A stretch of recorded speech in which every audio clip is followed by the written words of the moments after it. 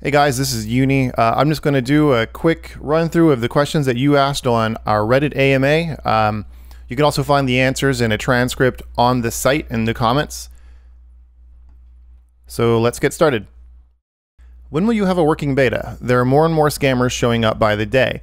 We would love to know how you guys would detect the Monero Gold scam before it happens, for instance. Thank you and keep up the great work. So we actually have a working beta now. If you go on our website, you can see, if you scroll down, you can download the wallet for Chrome. Now the wallet has this option where if you put a significant number of blue into the wallet, actually I think it's 30 right this moment, if you put in enough blue, you'll get this secured protection. Now what that secured protection allows you to do is get access to our blacklist, our whitelist, and some of the contract scanning technology that's behind our SDK. So you can just go download it for Chrome, add the extension here, it's free. You don't have to enable those security features, but if you do, you would have been warned of something like the Monero Gold scammer before having traded that token, or if you had that token in your wallet, we could have warned you about infinite minting. So next up, will you be providing a roadmap? If so, when? We actually are planning to provide a new roadmap. That's coming up pretty soon. We still have to actually put it on the calendar and work through everything that we want to be sure that we are going to announce, because we want to make sure that we can do every single thing that we promise. That's very important to us. Do you see things like Ledger, Trezor, and any other hardware wallets as competition? What is the point of the average consumer owning Blue and using the wallet if a hardware wallet is theoretically safer? So a hardware wallet is good for preventing loss of funds, because you're not going to be able to lose your private key if you're using a hardware wallet, because you won't have access to your private key. That is a different situation and a different problem to solve than just preventing users from sending money to a phishing site or a scam ICO, or using a token that has infinite minting or some kind of other flaw. So whether or not you're using a hardware wallet is sort of it's irrelevant. It's a different question. This is a good question, I think, because a lot of people get tripped up over it, but ultimately we plan to support hardware wallets in the wallet itself. So when you log in, you'll be able to sign transactions, you'll be able to send funds, receive funds, and we won't have to store your private key as an encrypted bit of text. And instead it'll live on that hardware wallet. But you'll still get those additional features of scanning for the blacklist, scanning for bad tokens, getting those verified token addresses, and just still preventing you from getting phished. There's a sub comment on this one. Also, what can the Blue wallet hold? Only Blue tokens? Only ERC tokens? Is the Blue wallet the Chrome extension or something different? Is it considered a soft wallet then? This is actually quite a few questions, so let me just stop there. The Blue wallet can hold ERC20 tokens that we have whitelisted for now. We have to have manually verified them. Long term, we plan to support all ERC20 tokens. Right now, I think there's a list of about 30 that you can use, and if you see it in the wallet, then you can use it. Is there a comprehensive list to show which ERC20 coins are supported? Yes, there is. If you install the wallet, which I'm actually don't have it installed on this user because it's a guest user for the purpose of this video. But anyway, I'm just going to make a fake wallet real quick just to demonstrate. So let's say I put in my information. Use a better password than that, please. So now that I've logged in, you can see in this list here, we support Blue, of course, and Ethereum, but we also support Populous, EOS, Icon, OmiseGo, the BNB token. All these tokens that you see here are officially supported and tested. This doesn't mean that we think that these are safe coins to own or trade. It doesn't mean that we think they're good investments. It just means that it supports those tokens. So you can actually see the list by just scrolling through the wallet itself. So moving on.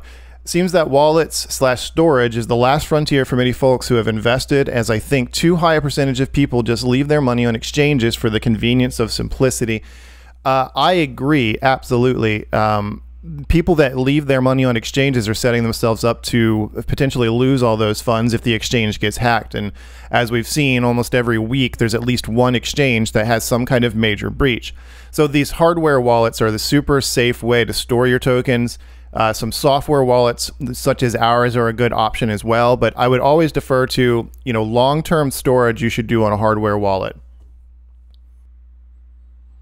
So I was looking at the Bread wallet, but it only stores Bitcoin for now. So I'm very much looking forward to using Blue's wallet, given the emphasis on security. Yeah, thanks a lot. I mean, we're pretty excited as well to be able to launch more and more tokens and eventually potentially other chains as well. So it is a Chrome extension. What exactly does that mean? I would have to open Chrome to use it. Where are the keys stored, etc. So we have a Chrome extension, and this is eventually going to go to other platforms. But for our test bed, we prefer to use Chrome extension because we're actually going to be adding an in-app provider, which allows us to use dApps, decentralized apps out there. I'm told it also works from the Brave browser. I haven't tested it personally, but so either one of those browsers, you can use the extension. In the future, it'll be available in other places.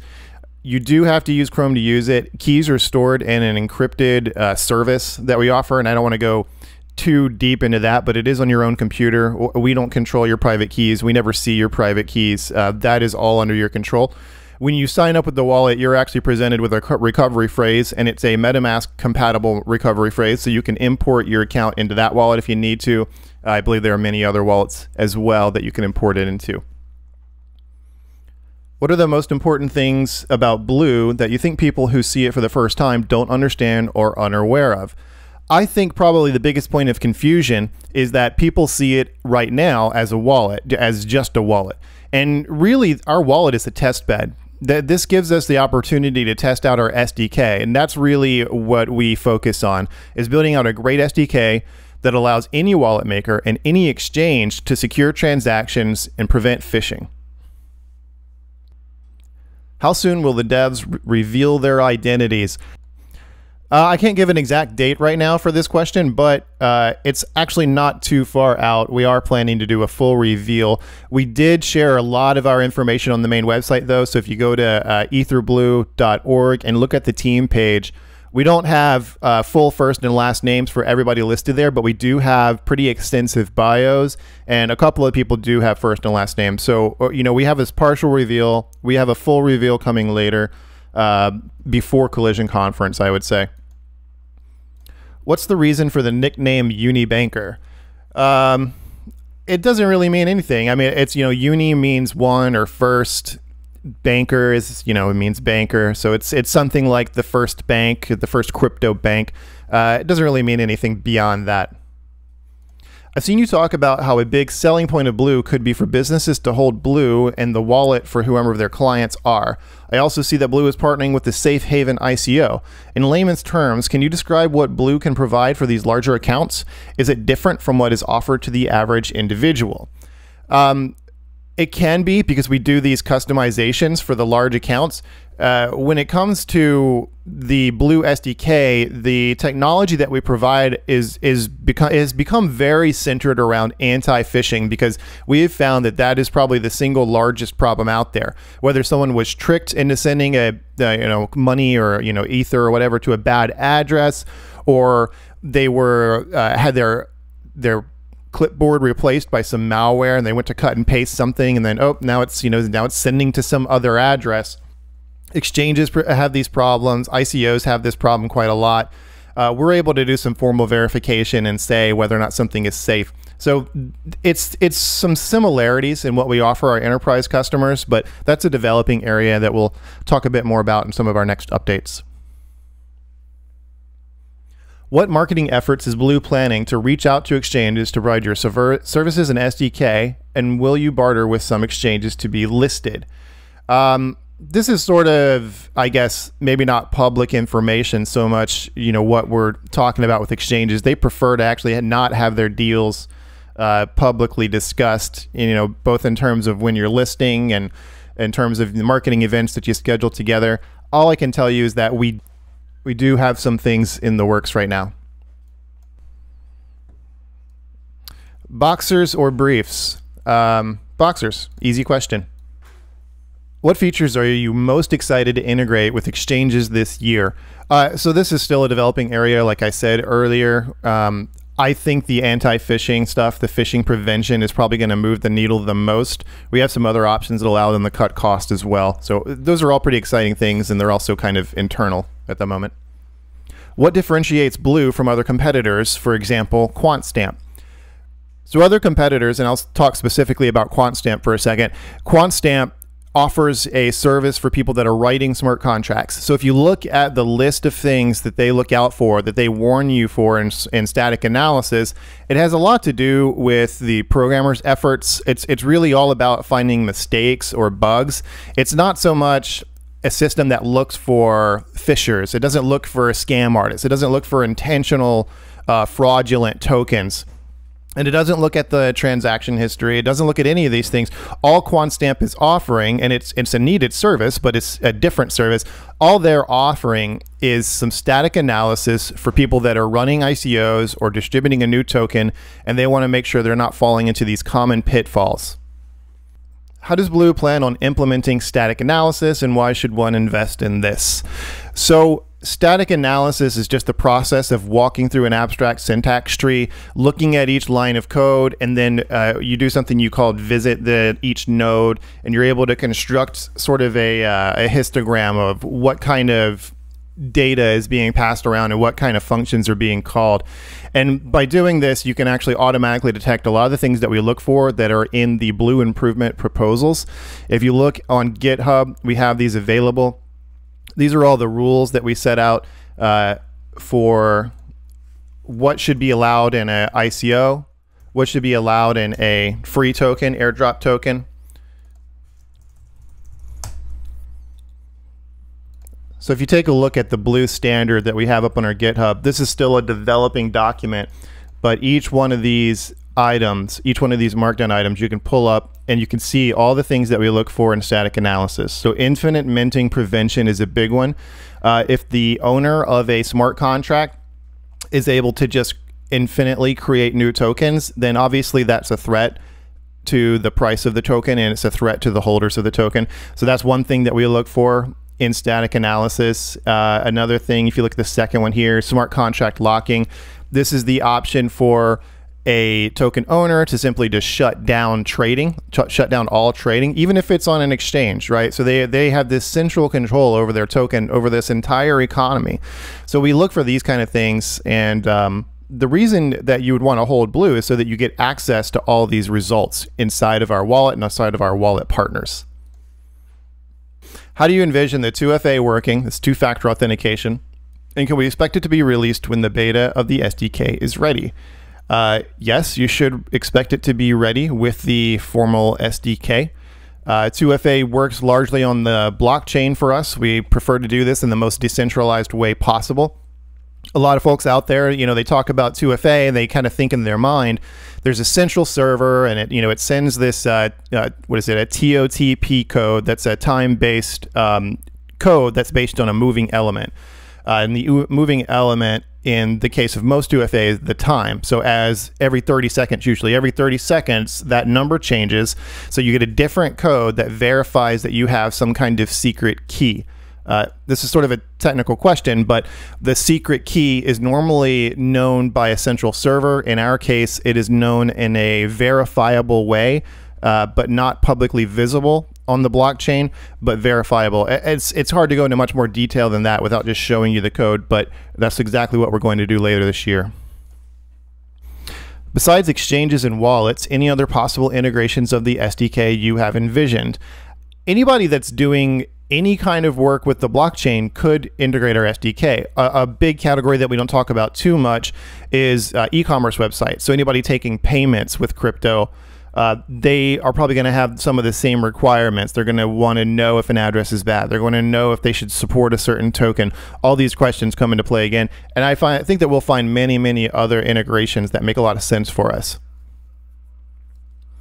What are some coins you think have really good tech? What are some coins you have taken a position in? If you don't mind sharing, thanks. You know, I don't really want to come off as shilling other tokens. That's not really what I do. Yeah, so I don't think I'm able to answer that, actually. Windmoon. Any manner tie-ups? I think we got into the part of the comments that maybe weren't upvoted.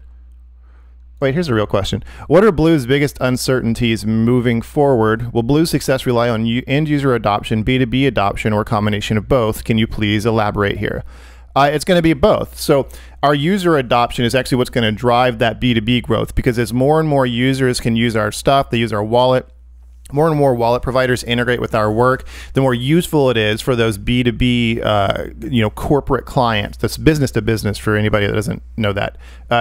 So any business out there that is looking to offer payments, like I said, or offer trading, anything like that, they're going to want some level of integration when we have a large user base, or even before. So it's really just a combination of both. Each makes the other stronger. So I think it's a pretty strong position. It is weak to claim to be a CEO of anything other than a lemonade stand and not be man or woman enough to reveal one's identity. Not a leader. The coin's leadership should be in the hands of someone able to do the job and not hide. I don't know if this is a question. It's just kind of a insulting statement. Anybody that's out there demanding the identities of someone in crypto is kind of laughable to me. I mean, the whole thing, this whole ecosystem we've built up is based on all the efforts of Satoshi Nakamoto, which I don't believe is his real name, who never released his identity, and he created Bitcoin. If you have a problem with anonymity, you might have a problem with crypto. So that's all I'm going to say about that. I would think the programmers involved in this project would insist on a real leader. The people with huge number of coins don't believe in the project enough to get it listed on other exchanges. That's not true. No one involved in this project either has any money or doesn't think it's worth inverting in. Pretty sure you meant investing in. This is kind of ridiculous. The programmer involved in this project, that is me. So I don't know. I think this is just a troll. And the reason that we raise money from the community is to make sure it's a community-driven effort. We don't like to just dump money into exchanges and force our way through. We prefer to build a strong community, do things over time, do things organically. That's the same reason that we did an airdrop instead of an ICO. When will Blue be on Binance? Is that the exchange these donations are going towards? Almost every exchange out there will tell you, don't talk about when you're going to be on our exchange. Don't talk about that you're even listing. Some exchanges have some basic rules where they say you can say exactly this thing and that's it. To talk about exchanges and what exchanges we're going to be listed on actually kind of pours water all over their marketing efforts. It builds speculation that is not viewed as positive speculation on our token. So we don't talk about that kind of stuff, unless we already have a confirmed date and we're on the same page about the marketing efforts. Hi, Uni Banker. Don't you regret sometimes you didn't have an ICO? First, it would have been successful for sure. And second, it could have been a lot easier for your team if you had plenty of funds like to pay for exchanges listing, development of the product, marketing, etc. Thank you. It certainly would have been easier to do an ICO, but in my mind, all future tokens will be airdrops. I see this ICO thing as basically, it's this very temporary time where people are looking for these massive returns. They don't really care that much about the projects they invest in. They just come in, they invest in the pre-sale and get some kind of bonus, and then they exit as soon as they can. That's not the kind of community that we're trying to build. If we can't make money from our product, from our business, then what are we doing? We're not here to raise a whole bunch of money and then call it a day. So, I don't regret having an ICO. Yeah, it would have made certain things easier, but I think it just kind of flies in the face of what we're trying to do at Blue. So, good question, though. I appreciate that. In fact, I appreciate all these questions. I want to thank you guys for participating. The quality was generally very high for everyone here. There's a few trolls in there, but there's always going to be a few trolls. So anyway, this is Uni. Thanks a lot. Thanks for watching. I hope this was insightful. Make sure to share this video with anybody that has these similar questions, which I'm sure is a lot of the people out there in the crypto space. And I'll look forward to seeing you on the next one.